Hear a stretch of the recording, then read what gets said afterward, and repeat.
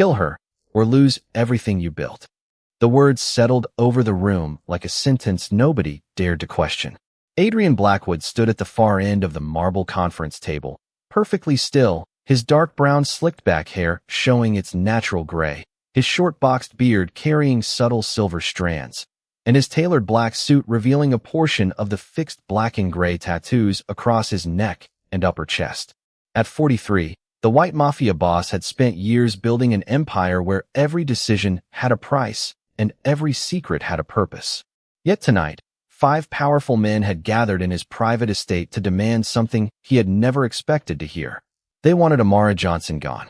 The Black Maid stood quietly near the doorway, her deep black-brown skin illuminated by the warm light of the chandelier, her elegant black uniform neat and simple, her dark brown almond eyes steady despite the pressure in the room.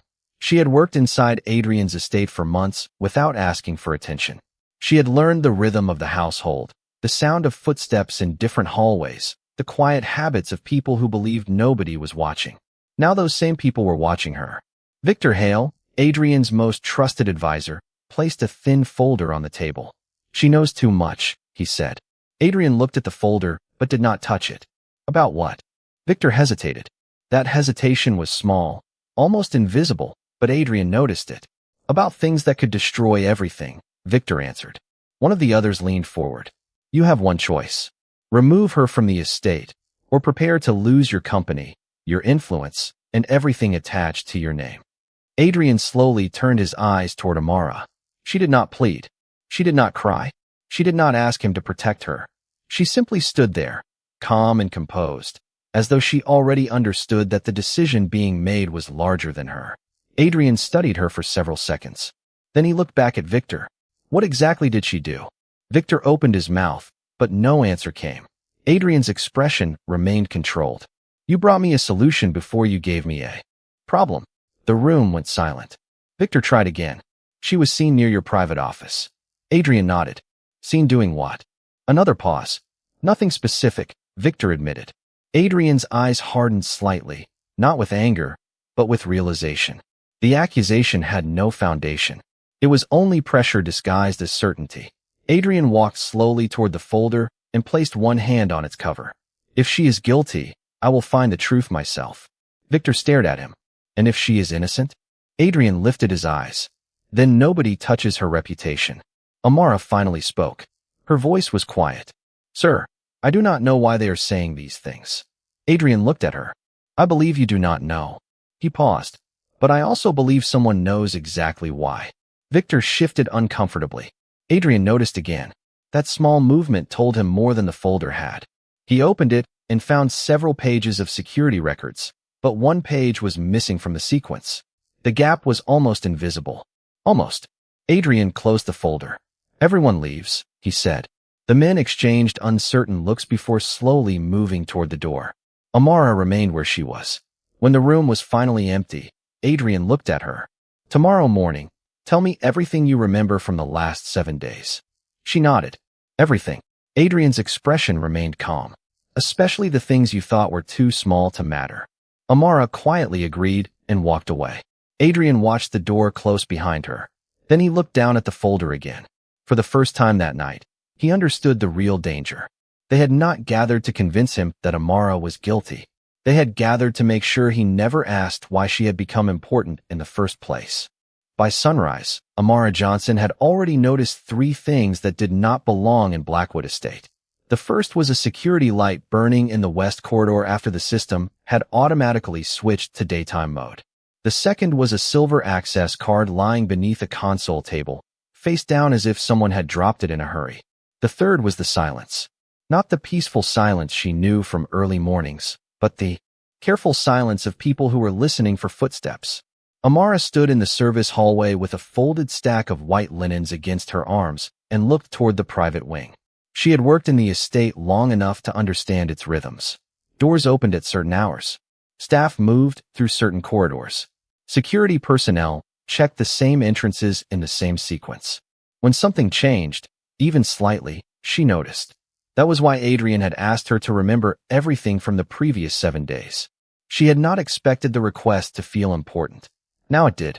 Across the estate, Adrian Blackwood sat alone in his private study, reviewing the folder from the previous night. The 43-year-old white European mafia boss remained composed, his light olive skin illuminated by the gray morning light, his dark brown slicked-back hair showing approximately 30% natural gray, and his short boxed beard carrying the same subtle silver strands. His tailored black suit was immaculate, and the upper buttons of his black shirt remained open, revealing part of the fixed black and gray tattoos across his neck and upper chest. His tattooed hands rested on the desk as he examined the security records again. One page was missing. That bothered him more than the accusation against Amara. A missing page meant someone had decided which information he was allowed to see. A soft knock interrupted his thoughts. Amara entered carrying the linens. She stopped several feet from the desk. "You asked me to remember everything." Adrian looked up. "Yes." She placed the linens on a nearby table. "Then I should tell you something." Adrian motioned for her to continue. Amara described the silver access card, the unusual security light, and the sound she had heard the previous evening near the private archive. She remembered a door closing softly. She remembered footsteps stopping when another person approached. She remembered one sentence. "The file has to be moved before he checks it." Adrian became completely still. "Who said that?" Amara shook her head. "I do not know. I could not see the person." Adrian stood and walked toward the window. "Did anyone know you were there?" "I do not think so." He turned back toward her. "What happened next?" Amara hesitated. "Someone dropped the access card." Adrian looked at the silver card on his desk. "Where did you find it?" "Near the west corridor." Adrian studied it. The card belonged to the private archive. Only a small number of people had access. He asked Amara to describe the voice she had heard. She could not identify it, but she remembered something else. The person had called the archive file by a number rather than a name. Adrian immediately recognized the number. It belonged to a confidential financial record he had not opened in almost a year. His expression changed slightly. The accusation against Amara was no longer the center of the mystery. Someone had been moving documents inside his estate, and someone knew exactly which records Adrian was about to examine. He looked at Amara again. "You did the right thing by telling me." She nodded quietly. "I almost did not."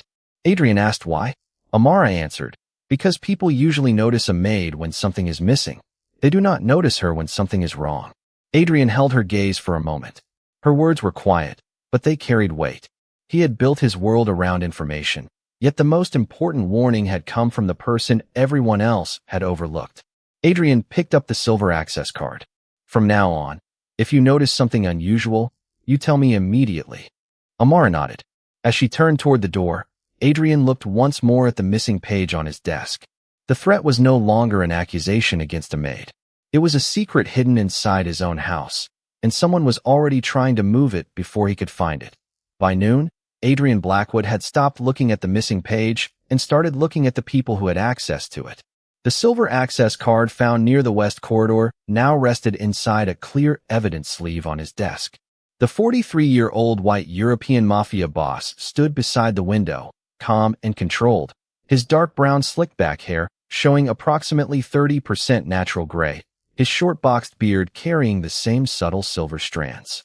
His tailored black suit remained immaculate, and the upper buttons of his black shirt were open enough to reveal part of the fixed black and gray tattoos across his neck and upper chest.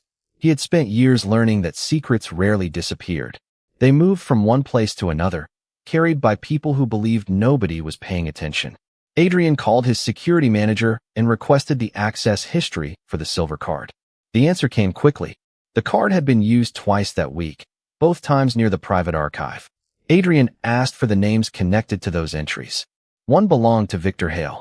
The other belonged to Daniel Price, an administrative specialist who had worked quietly inside the estate for several years. Neither name surprised Adrian completely. Victor had been beside him for a long time, while Daniel had access to records most employees never saw. What surprised him was the timing. The card had been used only minutes before the confidential file was moved. Adrian requested the original archive inventory. A few minutes later, the document arrived. One financial record was missing. It was the same record number Amara had heard mentioned in the hallway. Adrian stared at the screen. The connection was no longer a coincidence. Someone had known which document mattered, when Adrian might discover it. and how to create enough confusion to make Amara look responsible. He called Amara back to the study. She entered quietly and stood near the desk. Adrian showed her the archive record. Have you seen this number before? She looked at it carefully. Yes, that is the number I heard. Adrian nodded. Did you see Victor that evening? Amara thought for several seconds. I saw him near the private wing. Adrian asked, was anyone with him? She hesitated. I did not see a face, but I remember another detail. Adrian waited. The second person was carrying a folder with a blue line near the bottom. Adrian immediately looked at the documents on his desk. The original archive inventory included a description of that exact marking. He asked, could you recognize the person? Amara shook her head. Not the person, but I might recognize the access card. Adrian placed several security cards on the desk. Amara studied them carefully before pointing to one. That one. It belonged to Daniel Price. Adrian said nothing for a moment.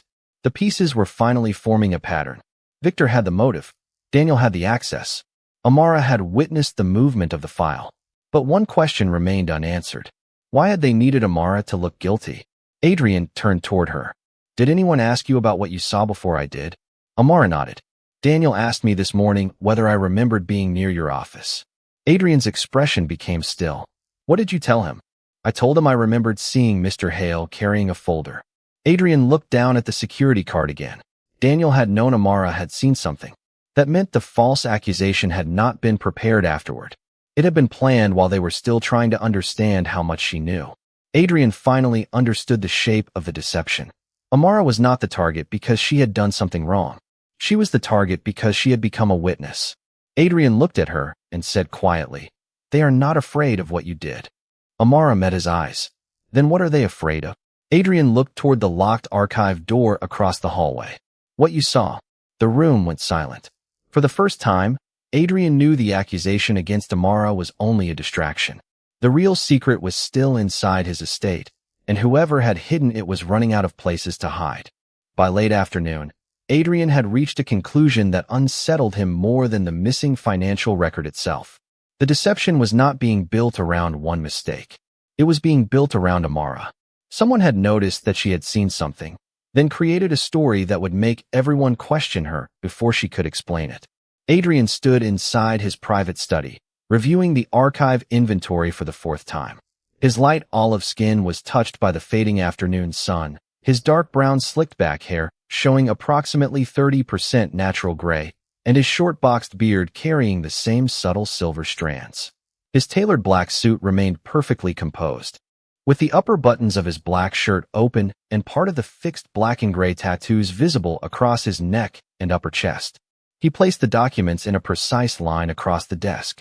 The original archive inventory, the altered security record, the access history, Daniel Price's card information, Amara's account. Every piece pointed toward the same conclusion, but Adrian knew that a conclusion was not enough. He needed proof that could survive questions from anyone who might challenge it. A quiet knock came at the door. Victor Hale entered without waiting long. You asked for me. Adrian did not look up immediately. Yes. Sit down. Victor took the chair opposite the desk. His expression was controlled, but his confidence was thinner than it had been the night before. Adrian slid the altered security report across the desk. Explain this. Victor glanced at it. Security records are sometimes corrected.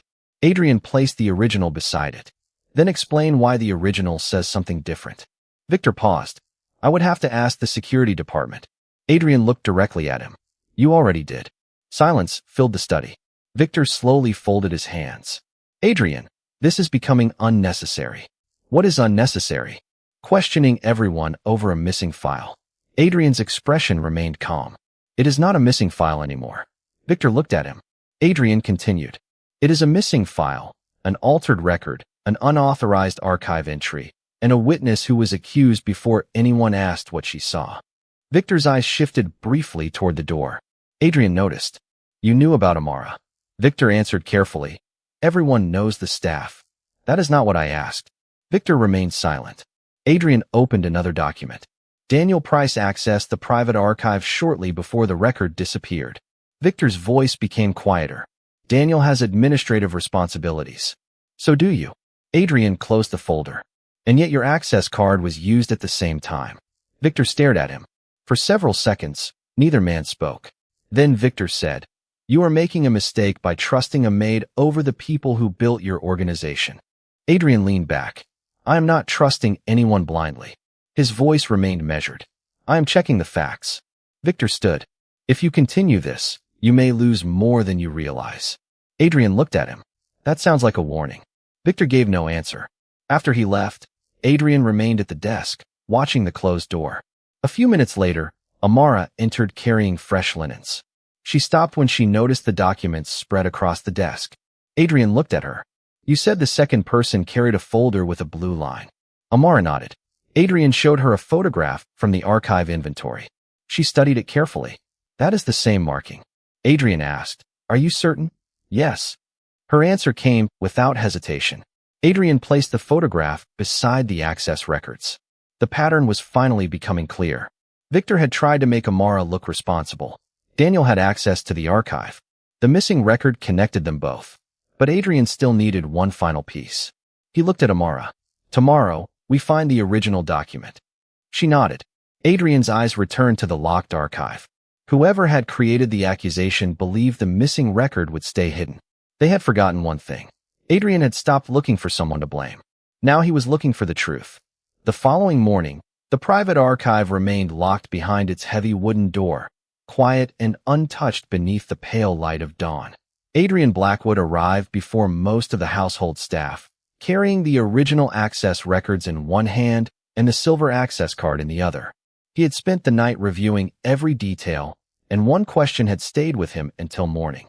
If someone had removed the financial record, where would they expect him to look first? His dark brown slicked-back hair showed approximately 30% natural gray, and the short boxed beard connected to his mustache carried the same subtle silver strands. His light olive skin, square jaw, high cheekbones, and steady brown eyes gave nothing away as he entered the archive corridor in his tailored black suit and open black shirt, revealing part of the fixed black and gray tattoos across his neck and upper chest. Amara arrived a few minutes later. She wore her elegant Black Maid uniform, her deep black-brown skin glowing naturally beneath the soft hallway lights. Her large dark brown almond eyes moved carefully across the corridor, remembering details most people would have ignored. Adrian looked at her. "You said the folder had a blue line near the bottom." "Yes," she answered. "And you said the person carrying it stopped when someone approached." Amara nodded. Adrian unlocked the archive. Inside, shelves of labeled records lined the walls in precise rows. Nothing appeared disturbed. That was exactly what bothered him. A person trying to hide something would not necessarily leave disorder behind. They would leave everything looking normal. Adrian walked slowly toward the financial records while Amara remained near the entrance. He checked the inventory numbers one by one until he reached the missing record. The space was empty. Then Amara noticed something on the shelf below it. "Mr. Blackwood." Adrian turned. She pointed toward a narrow strip of blue paper caught between two folders. Adrian carefully removed it. It was not the missing record. It was part of a transfer form, and at the bottom was a handwritten reference number. Adrian recognized the handwriting immediately. It belonged to Daniel Price. He studied the paper without speaking. Amara asked, "Does that mean Daniel moved it?" Adrian answered carefully. "It means Daniel handled something connected to it." He placed the paper beside the access record. The dates matched. The time was only 12 minutes before Amara had heard the conversation in the hallway. Adrian requested Daniel to come to the archive. When Daniel arrived, he looked surprised to see Amara standing there. Adrian noticed that reaction. "Daniel, I found this in the archive." He held up the transfer form. Daniel looked at it, then at Adrian. "I do not remember that." Adrian remained calm. "Your name is on it." Daniel swallowed and looked toward the shelves. "I was following instructions." "Whose instructions?" Adrian asked. Daniel hesitated. "I cannot answer that." Adrian did not raise his voice. He simply waited. The silence became heavier with every second. Finally, Daniel said, "Victor told me the record needed to be moved temporarily." Amara looked at Adrian, but Adrian kept his attention on Daniel. "Where did Victor tell you to move it?" Daniel pointed toward a small cabinet at the far end of the archive. Adrian opened it. Inside was the missing financial record, sealed inside a plain document envelope. For a moment, nobody spoke. Amara's quiet observation had led them directly to it. Adrian picked up the envelope, but did not open it yet. He looked at Daniel. Why was I told it had disappeared? Daniel lowered his eyes. Because Victor said you could not be allowed to see it. Adrian's expression remained calm, but something inside the room had changed. The missing document was no longer missing. The accusation against Amara was no longer believable. And now Adrian knew the deception reached much closer to him than he had imagined. Adrian carried the sealed envelope from the archive to his private study without opening it. Daniel Price followed several steps behind, while Amara remained near the doorway until Adrian asked her to stay. The atmosphere had changed completely. Only hours earlier, she had been treated as a possible threat to Adrian's organization. Now the missing record sat on his desk, and the evidence suggested that someone had deliberately hidden it. Adrian placed the envelope beside the original access records and looked at Daniel. Start from the beginning. Daniel took a slow breath. Victor told me the financial record was sensitive. He said you were preparing to review old accounts, and that the document could create problems if it was seen too soon. Adrian's brown eyes remained steady. What kind of problems? Daniel hesitated. He never explained everything. But you followed his instructions. Daniel lowered his eyes. Yes. Adrian opened the envelope. Inside were several pages showing a series of transfers between companies connected to Adrian's organization. The amounts were substantial, but the most important detail was not the money. It was the dates. The transfers had been approved months before, yet the records showed them as routine. Expenses. Adrian studied the signatures. His own name appeared on several pages, but something felt wrong. He knew his signature. These were convincing copies, but they lacked the small variations he naturally made when signing documents. Someone had created authorization records in his name. Amara watched quietly from the other side of the desk. Adrian noticed her expression. You see something? She looked at the documents carefully. The blue line. Adrian followed her gaze. Each suspicious document carried the same narrow blue marking she had noticed on the folder. It was not part of the company's standard filing system. It was a private reference mark. Adrian turned to Daniel. Who uses this marking? Daniel answered quietly. Victor's office. The room became silent. Adrian leaned back and considered the implications. Victor had not simply hidden a document. He had been creating a record that could make it appear Adrian had approved transactions he had never authorized. If those records were eventually discovered, Adrian's own organization could turn against him. Worse, the people who created them could present the documents as evidence that he had knowingly mismanaged the company. Suddenly, the ultimatum from the previous night made sense. They had told Adrian that Amara had to disappear from the estate or he would lose everything. But the real objective had never been Amara. It had been time. They needed Adrian distracted by an accusation while the false records remained hidden. Amara had seen the wrong person carrying the wrong folder at the wrong moment, and that made her dangerous to the plan. Adrian looked at her. They wanted me to believe you were the problem. Amara answered softly. Because I saw something they did not want you to see. Adrian nodded. For years, he had believed loyalty meant protecting the people who stood beside him.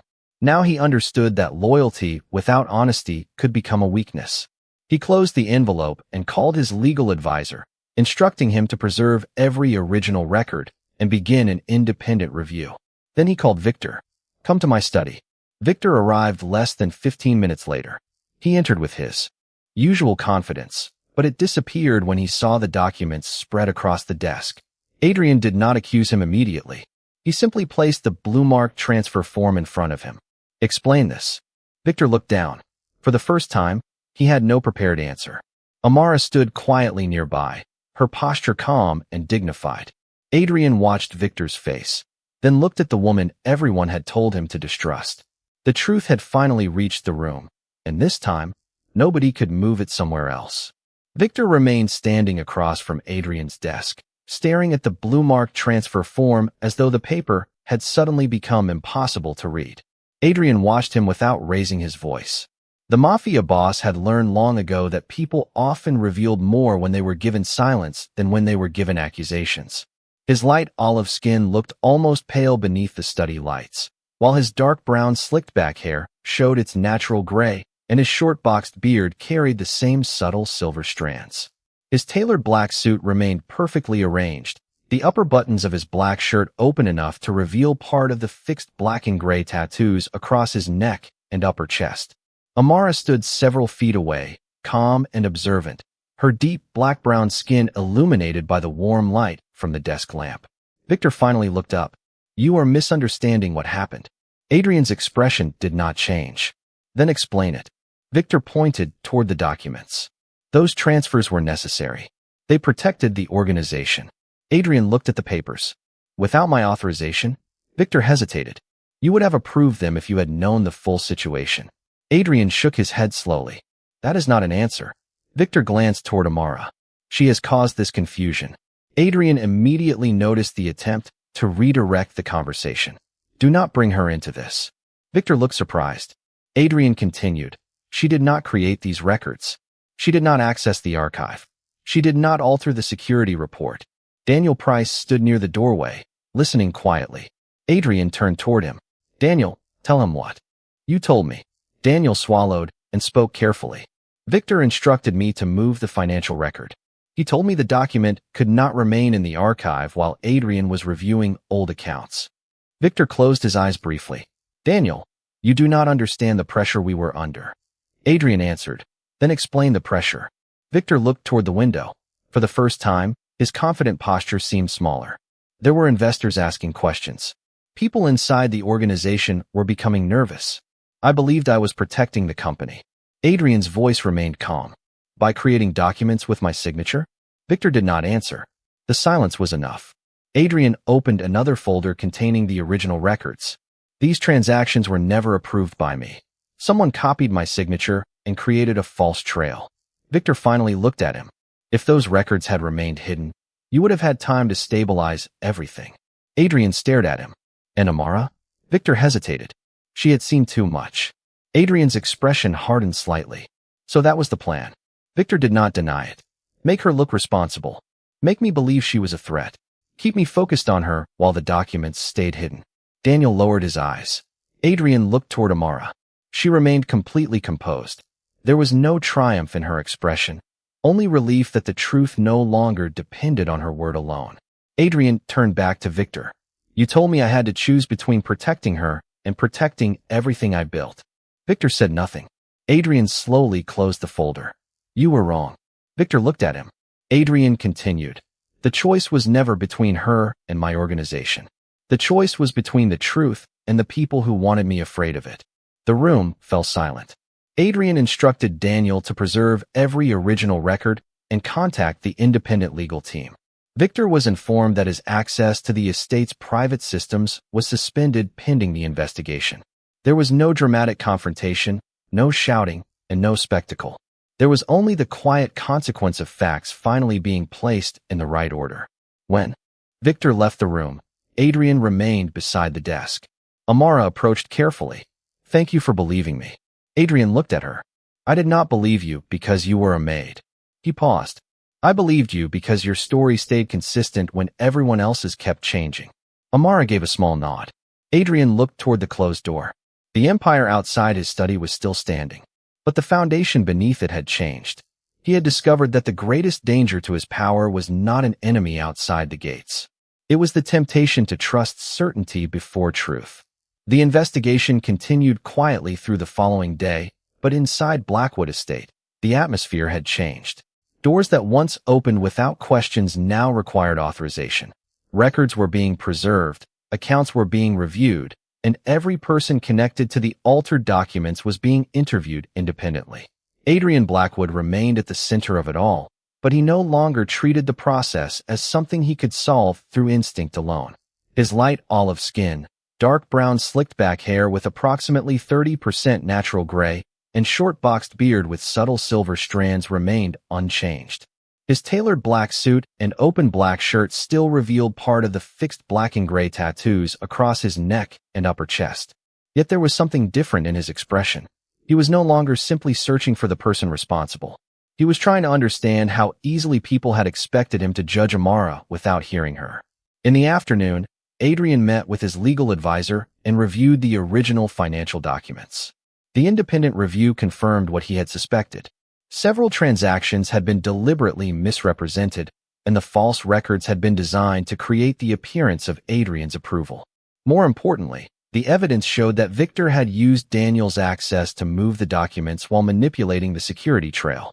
The accusation against Amara had been carefully timed to create confusion around the missing record. Adrian listened to the findings without interruption. When the meeting ended, he returned to the dining room and found Amara arranging fresh flowers beside the breakfast table, even though it was already late afternoon. Her deep, black-brown skin reflected the warm light from the tall windows, and her natural makeup remained subtle and elegant. She looked up when Adrian entered. "Is it over?" she asked. Adrian nodded. "The truth is established." Amara placed another flower into the vase. "And Mr. Hale? He will no longer have access to the estate or the company's private systems." She nodded quietly. Adrian stood several feet away. "You should know something." Amara looked at him. The investigation found another detail. Adrian explained that she had been targeted not because she had done anything wrong, but because her observations threatened to expose the hidden records. Amara looked down at the flowers. "I never wanted any of this." Adrian answered, "Neither did I." She gave him a faint smile. "Then why did they think you would choose against me?" Adrian took a moment before answering. "Because they believed I would protect my position before I protected the truth." Amara looked directly at him. Adrian continued, "They were right about one thing. I have spent years protecting what I built, but they misunderstood what that means." The room became quiet. Amara asked, "What does it mean now?" Adrian looked toward the windows. "It means I have to make sure the people who work here can tell me the truth without wondering what it will cost them." Amara smiled softly. "That would be a good change." Adrian nodded. Later that evening, he gathered the household staff in the main hall. He did not make a grand speech. He simply explained that the investigation had cleared Amara completely and that the procedures inside the estate would change. Employees would have clearer ways to report concerns, security records would be independently reviewed, and no accusation would be treated as fact without evidence. Amara stood quietly at the edge of the room as everyone listened. Nobody applauded. Nobody needed to.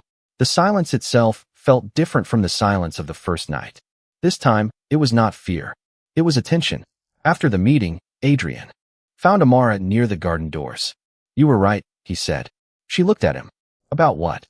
"People notice what they expect to see. They miss what they have decided cannot matter." Amara smiled. "Sometimes the quietest person in the room is the one listening the hardest." Adrian gave a small nod. The investigation had recovered a missing record, exposed a hidden scheme, and restored Amara's reputation. But for Adrian, the greater discovery was more personal. He had learned that authority could make people listen to him, but it could never guarantee that he was listening to them. And as the evening light faded across the estate, he understood that the truth had not weakened his power. It had finally given that power a purpose. 3 weeks later, Blackwood Estate felt different. Nothing about the stone walls, polished floors, or quiet gardens had changed, yet the atmosphere carried a new kind of openness. Adrian Blackwood noticed it every morning. Employees spoke more freely. Questions were asked without hesitation. Reports were reviewed without assumptions. The 43-year-old white mafia boss still moved through the estate with the same calm authority, his dark brown slicked-back hair carrying approximately 30% natural gray, his short boxed beard marked by subtle silver strands, and his light olive skin showing natural texture and faint lines. He still wore his tailored black suit and open black shirt, with part of the fixed black and gray tattoos visible across his neck and upper chest. But something inside him had changed. He no longer believed that control meant knowing everything before anyone else did. Sometimes control meant creating enough trust for another person to tell him what he had missed. That morning, Adrian found Amara in the garden arranging fresh flowers near the stone pathway. She wore her elegant Black Maid uniform, her deep black-brown skin glowing naturally beneath the soft morning sun. Her large dark brown almond eyes remained attentive, and her expression was peaceful. Adrian stopped several feet away. "You seem happier here now." Amara smiled faintly. "It feels safer to speak." Adrian nodded. "That matters." For a moment, neither said anything. The garden was quiet except for the gentle movement of leaves in the morning breeze. Adrian looked toward the mansion. "I have been thinking about something." Amara turned toward him. "The night they asked me to choose between you and everything I had built." She listened. Adrian continued. "They believed my fear of losing power would make the decision easy." Amara lowered her eyes briefly. But you did not choose me because you knew I was innocent. Adrian shook his head. Not at first. I chose to listen before deciding. Amara considered his words. That may be more important. Adrian gave a small, thoughtful smile. The investigation had changed more than the structure of his organization. It had changed the way he looked at people who stood outside his inner circle. Amara had never demanded influence. She had never asked for a reward. She had simply noticed something, remembered it, and told the truth when telling the truth carried a personal cost. Adrian had once considered that ordinary. Now he understood how rare it was. Later that afternoon, the independent review was formally completed. The false records were documented, the financial discrepancies were corrected, and Victor Hale was permanently removed from any position of authority connected to Adrian's organization. Daniel Price remained available to investigators and cooperated fully with the review. Amara's name was formally cleared. No public celebration followed. Adrian did not want one. He understood that restoring someone's dignity did not require turning their suffering into a spectacle. That evening, Adrian stood alone in his study and looked at the original financial record that had started everything. Beside it rested the silver access card Amara had noticed in the corridor. Two ordinary objects had nearly been overlooked. One had exposed a hidden scheme. The other had led Adrian to the person who first noticed that something was wrong. He thought about how easily he had once accepted the idea that power meant making decisions quickly.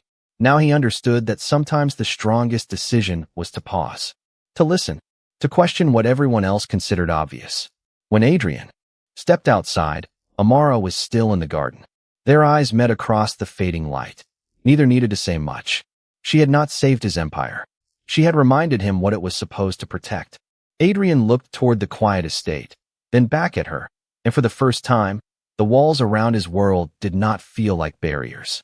They felt like responsibilities.